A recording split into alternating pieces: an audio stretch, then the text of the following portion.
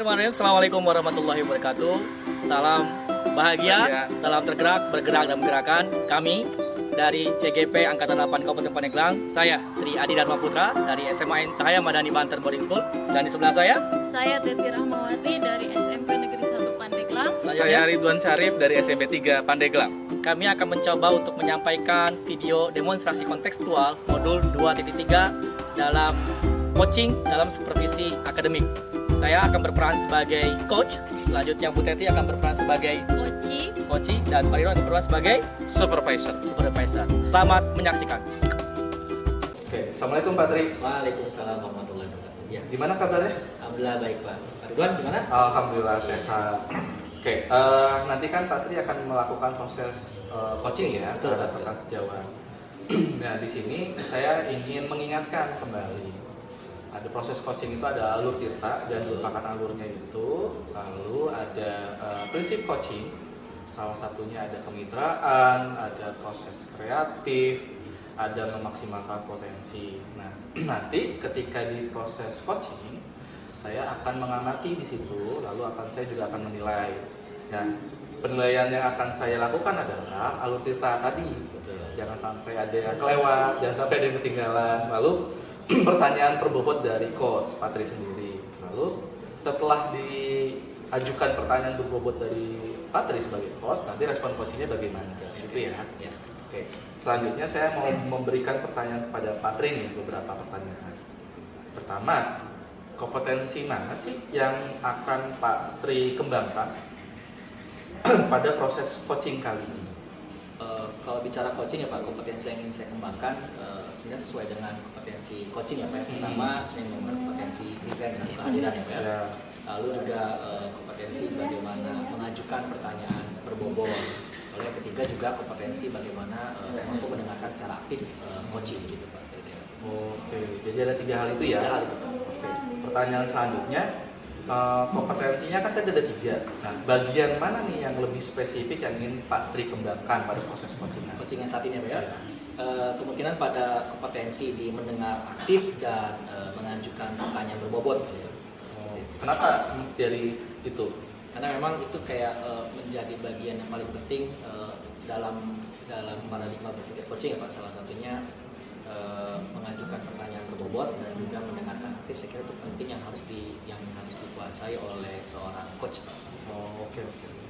Pertanyaan terakhir nih Pak. Indikator yang bagaimana yang diinginkan oleh Pak Tri pada proses coaching nanti? Sebenarnya ingin kalau bicara indikator berarti masalah ketercapaian ya Pak ya. Dan tujuan Dalam ketercapaian dalam coaching itu lebih kepada bagaimana saya nanti mampu coach saya itu mampu menemukan solusi-solusi atas permasalahannya sendiri. Lalu dia juga mampu menjelaskan atau menerjemahkan langkah-langkah yang muncul dari dirinya sendiri dalam menyelesaikan masalah. Kira-kira begitu aja targetnya, indikatornya itu. Oke. Nanti sekali lagi saya ingatkan jangan lupakan alur tirtanya. Lalu pertanyaan berbobotnya juga harus lebih ditingkatkan kembali nanti, dan respon coachingnya nanti bagaimana harus langsung ditimbal balikan gitu ya. Siapa? Oke. Kita akan langsung ke proses coaching ya. Boleh. Assalamualaikum Pak Tri. Waalaikumsalam. Gimana Bu Teti? Apa kabarnya? Baik ya? Baik, alhamdulillah. Gimana Bu Teti? Saya dengar-dengar ada Bu Teti yang periksa, ada yang ingin disampaikan. Ada. Gimana? Saya masalah nih. Tapi saya pengen tahu dulu sih Pak Tri apa. Luang, insya Allah. Silakan Bu Teti kalau mau ada yang diskusikan, saya lagi luang. Kebetulan juga ada Pak Ridwan ya, bisa mungkin ngasih sumbangsi juga pemikirannya. Silakan Bu Teti, ada yang ingin disampaikan? Ada Pak. Jadi saya ingin mendapatkan masukan dari Bapak gimana cara saya mengimplementasikan pembelajaran berdiferensiasi di kelas. Oke, jadi Bu Teti merasa kesulitan pengimplementasiannya atau bagian mananya Bu Teti kira-kira masalah Bu Teti dalam pembelajaran diferensiasi? Lebih spesifiknya mungkin seperti apa Bu ya kira-kira? Jadi kan yang saya pahami ya Pak ya dari pembelajaran berdiferensiasi ini kan kita harus bisa melayani kebutuhan siswa. Sedangkan siswa yang saya pegang itu 40 siswa Banyak ya Bu ya? Banyak. Nah, saya bingung gimana nih caranya gitu untuk melayani masing-masing dari kebutuhan anak sesuai dengan gaya belajarnya. Saya sudah awal ya Pak ya, asesmen diagnostik. Ya, oke. Diagnostik sudah ada hasilnya, kinestetik, visual, auditory. Nah setelah saya pegang nih hasilnya, saya harus gimana ya gitu cara di kelas mengembangkannya supaya dalam waktu 2 jam pembelajaran itu efektif, tapi anak-anak yang gaya kebutuhan beda-beda itu layani sesuai.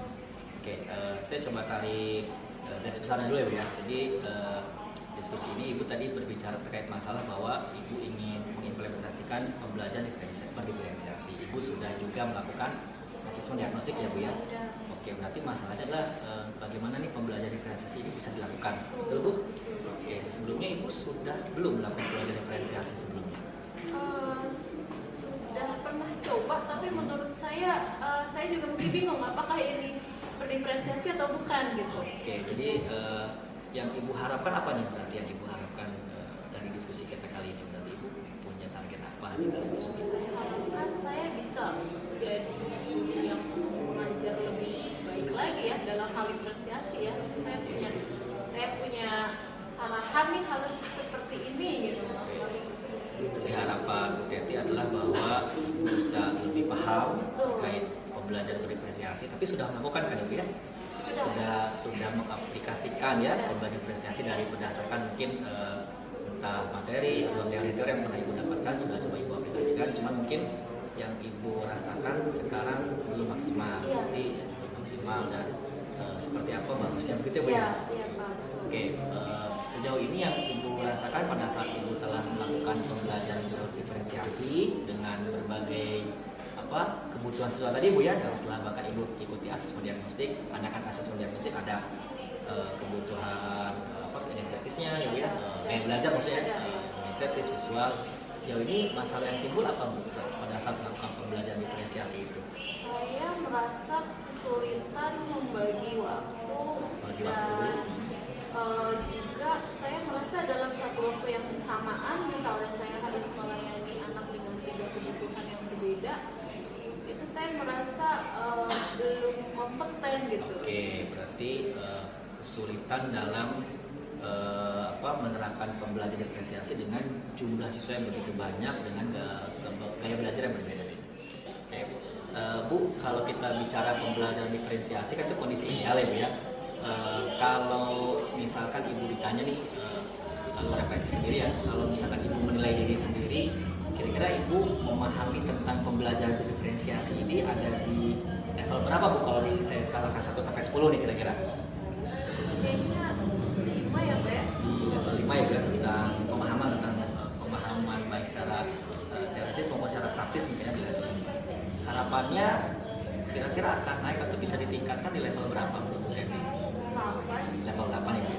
Oke, mari coba kita diskusi nih bagaimana proses kita meningkatkan dari 5 ke 8. Nah, kalau kita bicara pembelajaran berdiferensiasi kan tadi masalah Ibu kan bilang pertama kemampuan secara praktis ya tentang diferensiasi itu sendiri. Yang kedua adalah bahwa ternyata sulit untuk mengakomodir gitu ya siswa yang jumlahnya 40 dengan gaya belajar yang berbeda-beda. Nah, coba kita dalami pembelajaran diferensiasi kan. Pembelajaran diferensiasi yang Ibu pahami itu setidaknya ada berapa diferensiasi Bu yang Ibu pahami dulu sebelum? Ya, 3, apa saja itu Bu kira-kira? Konten, proses, produk. Oke. Nah, sejauh ini yang Ibu Teti sudah lakukan pada saat melaksanakan pembelajaran diferensiasi di kelas, bagaimana Ibu melakukan diferensiasi kontennya sejauh ini ya telah dilakukan?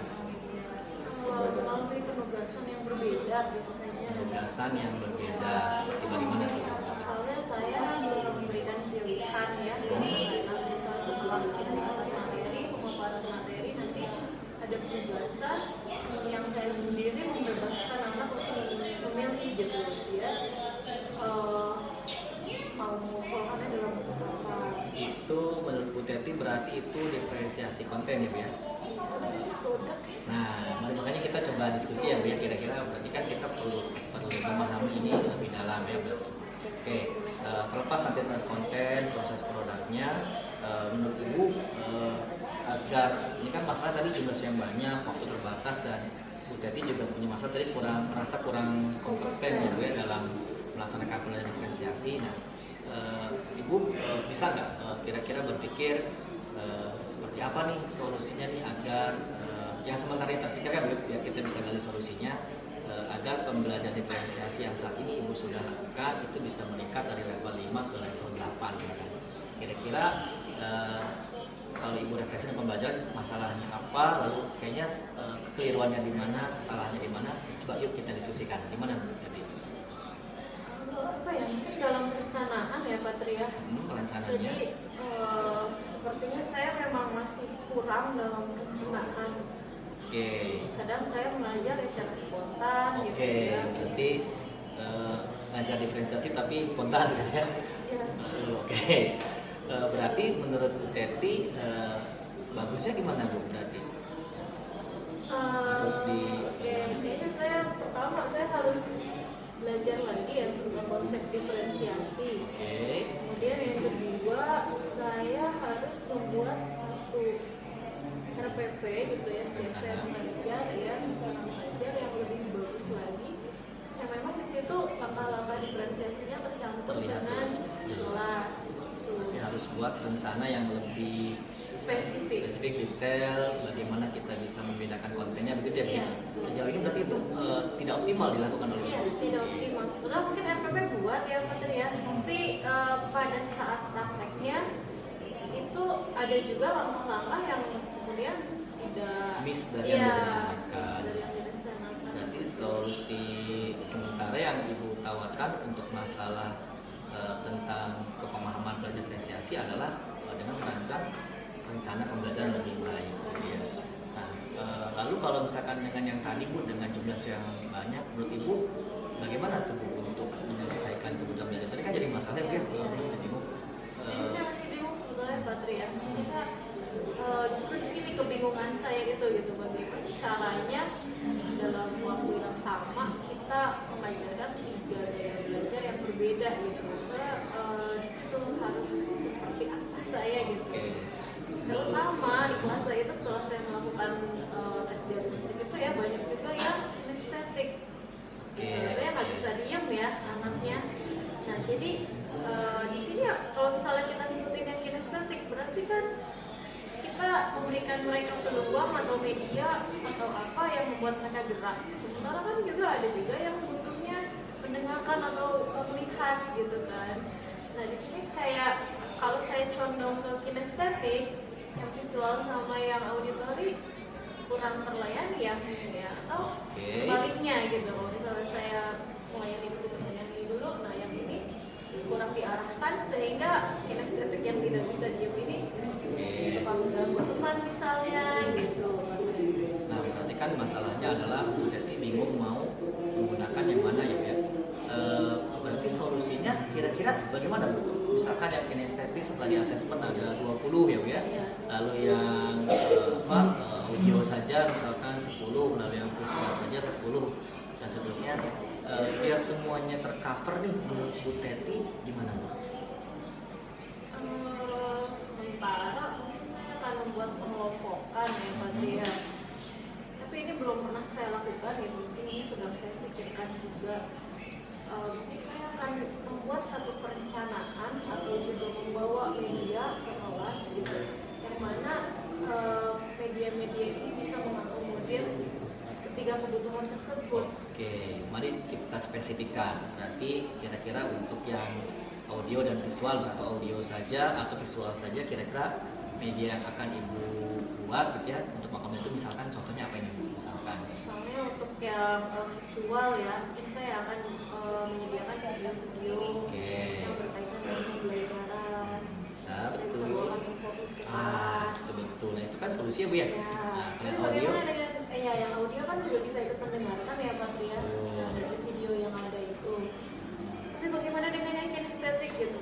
Apakah mereka juga diikut sertakan dalam atau mereka diberikan aktivitas lain pada saat sebenarnya itu juga jawaban Bu, diberikan aktivitas yang lain agar kita bisa mengakomodir gaya belajar yang kinestetis. Misalkan Ibu pernah melakukan apa nih? Misalkan agar bisa mengakomodir gaya belajar kinestetis, sejauh ini yang pernah Ibu lakukan apa Bu sejauh ini untuk mengakomodir yang kinestetis? Kan tadi yang audio tadi, yang visual visual tadi diberikan tayangan atau proyektor, audio juga seperti itu, atau yang visual tadi diberikan bahan bacaan ya Bu ya. Yang kinestetis sejauh ini yang pernah Ibu lakukan? saya lakukan yang kinestetis itu waktu itu materinya tentang keluarga. Saya suruh mereka keluar kelas untuk mencari satu benda yang paling mewakili kenangan tentang keluarganya. Sebenarnya itu pun solusi Bu sebenarnya. Jadi tinggal memang pada akhirnya nanti Ibu coba tuangkan itu ya dalam prosesnya. Berarti tadi Ibu punya solusi, oh yang visual ini materi ajarnya, yang audio ini, yang kinestesis tinggal nanti dioptimalkan saja gitu. Sebenarnya kan solusinya Bu ya dari Ibu sendiri. Jadi sudah tergambar ya Bu ya. Oke, nanti mari kita coba buat ini menjadi lebih runut ya Bu ya, dengan masalah yang tadi Ibu sampaikan terkait jumlah siswa yang besar, lalu terkait waktu yang terbatas, kurang kompeten. Maka kira-kira untuk meningkatkan level 5 sampai 8 tadi kan ya pemahaman Ibu, apa nih yang bakal Ibu rencanakan ke depannya nih biar apa yang tadi kita diskusikan dapat terlaksana dengan baik. Bisa dijelaskan kira-kira rencana aksinya apa nih kira-kira nih? Sepertinya saya harus yang pertama itu meningkatkan kompetensi saya dulu. Oke, dengan cara apa dulu? Dengan cara mungkin saya akan mengikuti pelatihan mandiri LPMM. Ada tentang Betul sekali ya. Oke. Saya juga akan mencoba melakukannya sampai ke aksi nyata. Dengan begitu mungkin saya akan lebih paham lagi seperti apa saya melakukan itu. Nah, berarti itu kayaknya solusi cerdas ya Bu ya, biar misalkan meningkatkan kompeten dengan belajar secara mandiri ya Bu ya dalam sebuah platform tadi ya Merdeka Mengajar.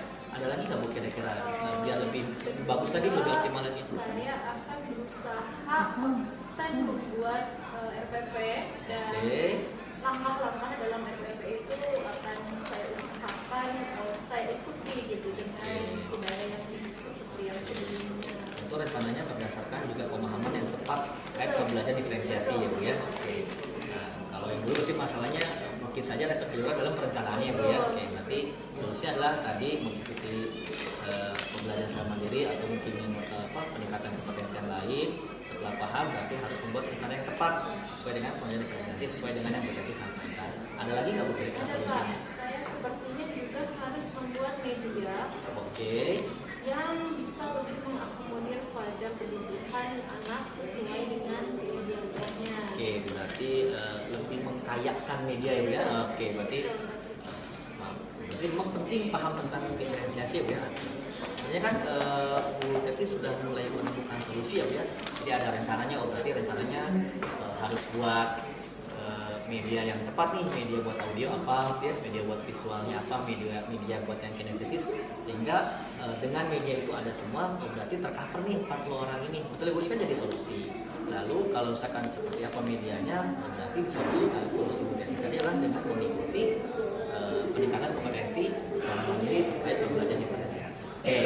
Solusi sudah kita diskusikan agar masalah Bu Teti tadi sudah kira-kira sudah ada titik cerah ya Bu ya untuk masalah ini. Nah, lalu Bu Teti juga udah punya rencana. Nah, kira-kira Bu Teti butuh support apa nih untuk rencana Bu Teti? Atau misalkan siapa nih yang support, yang dukung, atau ada nggak orang atau rekan yang kira-kira bisa support Bu Teti terkait rencana aksi itu? Ada Pak Tri. Saya bisa akan berkonsultasi dengan ahli Jawa yang sudah pernah ikut bergerak sebelumnya. Kemudian Wakasih Kurikulum juga mungkin kalau misalnya masih memerlukan support yang lebih lagi, saya bisa ke atas sana. Nanti tergambar ya bagaimana support yang ada di sekeliling Bu Teti bisa mendukung rencana aksi Bu Teti terkait peningkatan pembelajaran diferensiasi yang tadi Bu harapkan dari 5 ke 8 ya Bu ya. Oke. Kapan Bu mau dilakukan? Secepatnya ya Pak Tri ya. Harus real ya Bu ya. Ya, real. Mungkin ya minggu ini saya akan mulai coba dari PMM dulu. Oke, makanya peningkatan potensi di pekan ini. Saya mulai buat ikuti langkah-langkahnya. Kemudian di PMM ada aksi nyata. Yang saya udah buat sih itu buka-buka gitu video-videonya di PMM, tapi belum ke aksi nyata. Yang saya coba dulu buat aksi nyatanya. Kemudian baru saya mulai aplikasikan dalam RPP yang memang akan dipakai untuk pembelajaran. Jadi coba mudah-mudahan dalam prosesnya saya juga terus bisa support Bu Teti ya Bu Teti.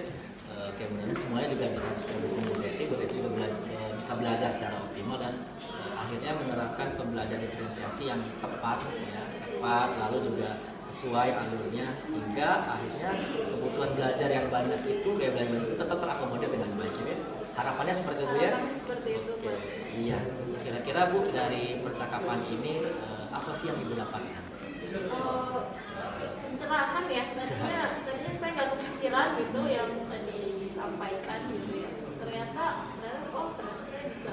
Ternyata solusinya bisa ada dari Bu Teti sendiri ya. Saya Bu Teti punya potensi kan melakukan hal itu. Gitu. Cuma memang Tadinya saya nggak kepikiran. ya memang prinsipnya ngobrol dengan rekan sejawat itu kadang untuk bisa membuka pikiran kita ya Bu ya. Oke Bu, mudah-mudahan rencana yang Ibu lakukan itu bisa berjalan dengan baik. Nanti saya akan coba mendukung dan juga termasuk memantau perkembangan perjalanan rencana aksi Bu Teti. Semoga tetap bisa bermanfaat, semoga tetap berhasil dengan apa yang Ibu inginkan ya. Terima kasih Bu Teti ya, itu semoga tercerahkan Bu Teti ya, sama-sama. Oke. Itu juga ada. Oke. Assalamualaikum Pak Tri. Waalaikumsalam warahmatullahi wabarakatuh. Oke, tadi kan Pak Tri sudah melakukan proses coaching ya dengan Bu Teti ya. Saya ada beberapa pertanyaan nih Pak Tri ya. Pertama, coba dong Bapak narasikan apa saja tadi yang Bapak lakukan pada proses coaching terkait indikator ketercapaian yang diinginkan. Oke, jadi tadi dalam proses coaching saya mencoba untuk benar-benar menerapkan prinsip-prinsip dalam coaching. Ya. Lalu saya juga coba menerapkan proses coaching dengan menggunakan alur tirta, di mana dalam proses coaching saya menanyakan di awal apa tujuan yang ingin kita capai dalam proses percakapan itu. Dan saya coba gali dengan baik identifikasi masalah-masalah yang muncul dari coach saya, sehingga saya mampu mengoptimalkan saran yang keluar langsung dari coach. Lalu saya juga coba menstimulus coach untuk mampu mengeluarkan rencana aksinya atau tindakan apa yang akan dilakukan berdasarkan masalah yang timbul sampai pada tahap bagaimana rencana itu dapat dilakukan secara bertanggung jawab. Jadi saya mencoba alur tirta itu begitu Pak. Oke. Tadi sih yang saya catat proses coachingnya tadi berjalan dengan baik ya. Saya tadi memperhatikan dan beberapa catatan saya tadi juga baik dari awal, runtut dari awal sampai akhir tentang tanggung jawab juga. Lalu pertanyaan-pertanyaan Pak Tri kepada Bu Teti juga sangat berbobot yang menimbulkan Bu Teti juga jadinya mencari solusi sendiri gitu. Dan respon coach juga sangat baik dari pertanyaan berbobotnya Bapak. Pertanyaan kedua nih Pak, kompetensi apa yang ingin Bapak kembangkan setelah melakukan proses coaching tadi? Sebenarnya untuk kompetensi yang ingin dikembangkan kembali adalah saya ingin lebih menguatkan kembali kemampuan saya dalam memberikan coaching, terutama dalam alur ceritanya. Saya ingin lebih lagi menguatkan kompetensi saya dalam memberikan pertanyaan-pertanyaan berbobot, sehingga dari pertanyaan itu secara mendalam mampu mengoptimalkan saran yang keluar dari coaching. Jadi pada prinsipnya saya ingin menguatkan kembali alur cerita dalam coaching serta menguatkan kompetensi saya dalam mengajukan pertanyaan-pertanyaan yang berbobot gitu, kurang lebih seperti itu. Oke, memang butuh waktu dan butuh belajar, pengalaman dan sebagainya ya untuk proses coaching. Nah, terakhir nih Pak, bagaimana perasaan Bapak setelah melakukan proses coaching tadi dengan Bu Teti? Senang ya. Kenapa senang? Karena ini adalah bagian dari proses kita berdiskusi, proses kita berbagi, sehingga apa yang telah kita diskusikan, apa yang terjadi dalam percakapan menimbulkan sebuah solusi-solusi cerdas terhadap permasalahan-permasalahan yang muncul dari coaching. Itu pun sebenarnya bisa menjadi membuat juga hal baru buat saya gitu, sehingga kita bersama-sama berdiskusi untuk mencari solusi bersama. Jadi senang rasanya selalu melakukan diskusi dan proses coaching seperti ini gitu. Oke, jadi penutupnya terima kasih Pak Tri sudah melakukan proses coaching dengan baik. Ya, Pak. Saya sangat bangga. Oke, terima kasih ya. Sama.